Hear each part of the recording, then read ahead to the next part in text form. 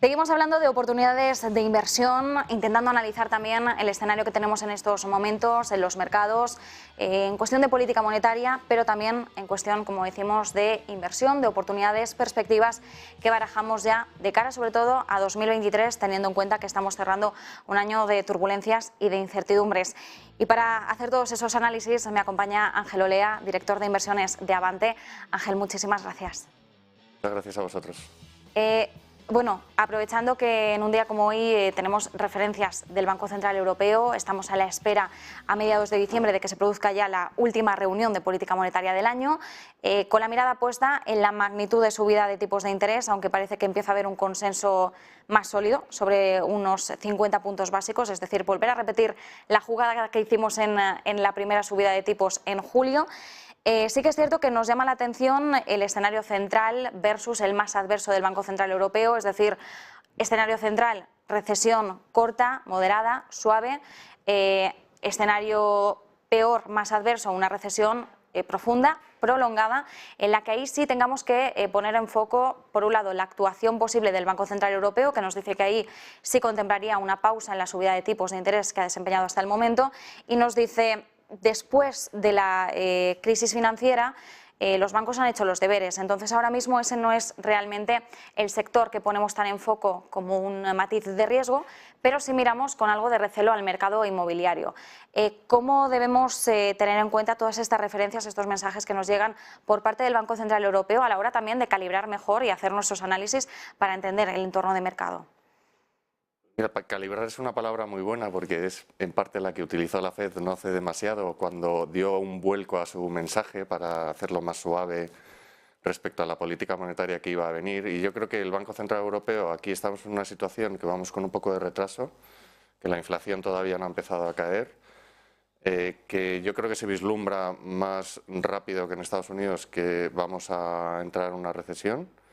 Quién sabe si incluso ya estamos durante el cuarto trimestre por los datos adelantados que estamos viendo.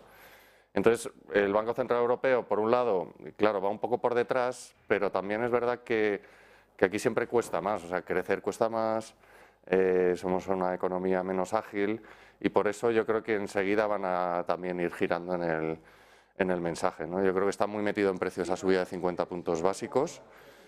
A diferencia de Estados Unidos, también han reflejado en las actas que aquí no ven un problema de segunda ronda de inflación como en Estados Unidos, que allí se ha mezclado temas de oferta con temas de demanda.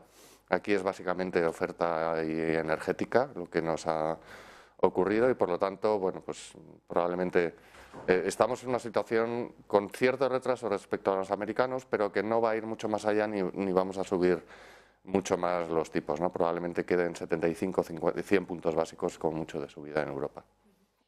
Interesante tener en cuenta esto y además, como nos decías, ¿no? Es verdad que Banco Central Europeo y la Reserva Federal están atacando a la inflación de la misma forma mediante subidas de tipos, pero tenemos que tener en cuenta también que una inflación viene dada por demanda y otra por oferta. Entonces, al final la casuística también es distinta y la forma, aunque la forma de afrontarlo sea la misma, pero al final lo que decías, ¿no? En Europa tenemos algo más de dificultad a la hora de poder sobrevenirnos de esta situación, encauzar nuestras economías. Además, teniendo en cuenta que no hablamos de un país como es el caso de Estados Unidos, hablamos de todo un conjunto de países que también es lo que añade dificultades. Hoy Luis de Guindos, el vicepresidente del Banco Central Europeo, hablaba de la inflación. Decía que si no habíamos visto ya el pico, estábamos muy cerca de verlo en la eurozona. Tenemos que tener en cuenta de que venimos de una última cifra récord del 10,6%. Es cierto que la lectura preliminar de ese mes de octubre fue un poco peor, 10,7, pero bueno, al final hablábamos de una moderación de una décima que tampoco suponía tanta diferencia. Nos sigue indicando que tenemos una inflación muy elevada. Sí que es cierto que en la próxima lectura, la de noviembre, esperamos que se modere. Estamos hablando de unas décimas, se espera que nos sigamos por encima del doble dígito. Claro, ¿cuándo podríamos empezar a hablar de un pico de inflación con cierta solidez o seguridad? Bueno, yo creo que yo estoy de acuerdo con De Guindos. Yo creo que si no hemos visto el máximo estamos muy cerca, ¿no? Vamos por detrás de Estados Unidos, hemos comentado, aunque la dinámica no es exactamente igual, pero estamos viendo desde hace ya bastante tiempo el gas cayendo, el petróleo cayendo, los cuellos de botella han mejorado bastante. Todo esto debería de alimentar pues esas expectativas de ya menores inflaciones en el corto plazo. Para Estados Unidos yo creo que es lógico pensar que en algún momento del año que viene caeremos de la tasa del 5%, estamos en el 7,7%. Aquí probablemente nos va a costar algo más, vamos a ir con un poco más de lentitud, ¿no? Pero qué duda cabe que yo creo que la dinámica es positiva y que aquí en Europa, claro, los americanos se autoabastecen de energía, entonces no han tenido que pagar estos precios que estamos pagando aquí y que poco a poco pues irán bajando, ¿no? Ya que hablamos de Estados Unidos, en el caso de la Reserva Federal, todos están pendientes de ese ansiado pivot. ¿Cuándo podríamos empezar a ver la Reserva Federal pivotar? Bueno, yo creo que el mercado lo espera y yo creo que es muy razonable pensar que en algún momento del primer trimestre del año que viene podamos ver.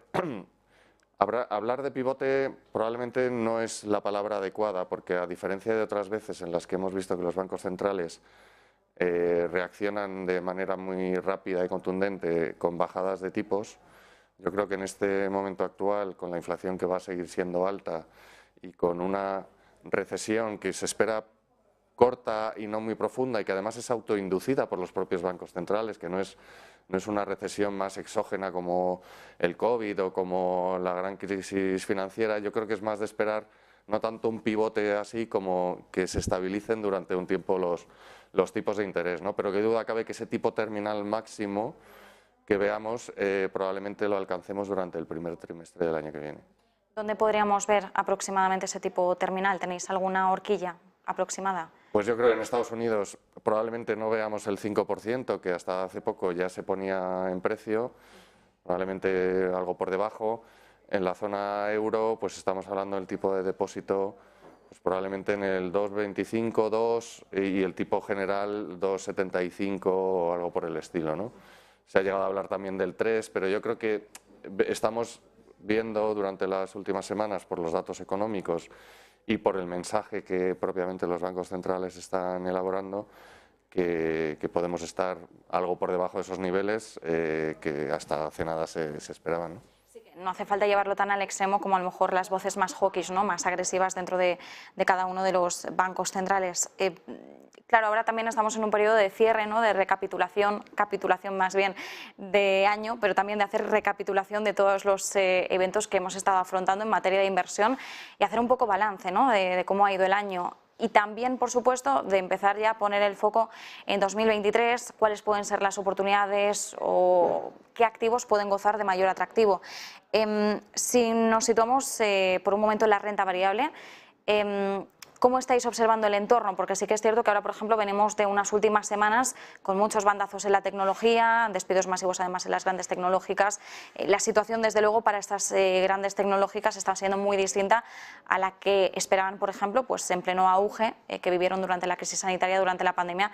Vemos cómo se hicieron fuertes inversiones pensando que esa tendencia iba a seguir y ahora estamos viendo todo lo contrario y, por tanto, también rectificación con despidos masivos, recorte de inversiones y estamos un poco a la espera, ¿no? De ver cómo se estabiliza también esto. No sé si tenéis ahora mismo algún enfoque concreto sobre la tecnología, si estáis vigilando otros sectores, ¿cómo observáis ahora mismo la renta variable en su conjunto? Muy interesante, ¿no? Porque tú mismo lo has comentado, la tecnología tuvo un boom espectacular con la pandemia, con esa dinámica de stay at home que dicen los americanos o quédate en casa, que tienes que ver Zoom, Netflix, etcétera, ¿no? Pero eso ha sido un movimiento muy brusco y muy pendular, porque vimos una subida de las cotizaciones muy fuerte durante un mes, un año y medio, y ahora, pues dependiendo de qué sectores o qué industrias veamos, pero o desde febrero del 21 o desde noviembre, cuando quitó la palabra transitoria a la Fed y empezó la gente a preocuparse con los tipos, hemos visto una caída muy fuerte que lo que ha hecho es llevar las valoraciones más o menos al punto de partida de la tecnología. Nosotros todavía estamos ahí un poco cautos, pero mirándolo muy de cerca, porque pensamos que mucha de esta temática que tiene que ver con la digitalización de las empresas en buena medida todavía está ahí para quedarse y que va a llegar un punto en el que las valoraciones vuelvan a ser atractivas. Yo creo que el camino gordo se ha recorrido ya, o sea, el ajuste ha sido muy importante y las valoraciones ya están en terrenos más razonables y por tanto es un sector o a lo mejor mezclado con el quality growth, con esas compañías que tampoco lo han hecho especialmente bien, porque este año solo ha subido el value, sobre todo la energía, entre otras cosas, pues están un poco olvidados, ¿no? Todo el mundo quería fondos temáticos, supercrecimiento hace un año y medio, ahora todo el mundo quiere petroleras, entonces bueno, yo creo que hay que estar con el foco ahí para los próximos meses también. En materia de renta fija, ¿cómo lo estáis viendo? Porque sí que es cierto que ahora mismo todo el mundo apunta a la renta fija como la estrella esperada de este 2023. ¿Hasta qué punto podemos hablar en esos términos? Bueno, estamos positivos. Veníamos de una posición bastante conservadora, pero lo que estamos viendo es que el activo ha cambiado mucho, ¿no? Era, desde nuestro punto de vista, un activo no invertible hace un año, con tipos al cero, solo tenía riesgo y no tenía rentabilidad. Ahora, pues con un perfil relativamente cauto de empresas de buena calidad en Europa, estás pudiendo optar a rentabilidades del 3-4%, ya te digo, de buenas empresas, con poca probabilidad de que vayan a quebrar. Es verdad que sigue habiendo algo de volatilidad, pero estamos viendo también el último mes y medio, sobre todo, una recuperación ya sostenida de la renta fija, ¿no? Y pensamos que ahí hay valor y que es una cosa, o que es un factor muy bueno para las carteras mixtas, porque antes tenías media cartera con rentabilidad esperada del 0, ahora tienes media cartera con rentabilidad esperada del 3 o 4%, ¿no? Ha habido un ajuste en precio, ha habido una caída importante de los activos que ya lo has dejado atrás. Pensamos que de aquí en adelante pues hay que volver a la renta fija, ¿no? Con ese tipo de rentabilidad y con unos riesgos, como te decía, bastante acotados.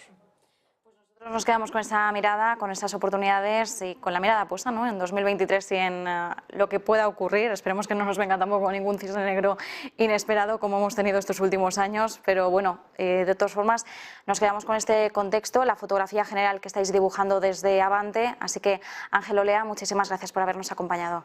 Muchas gracias a vosotros. Nosotros, por tanto, nos quedamos con este análisis y a continuación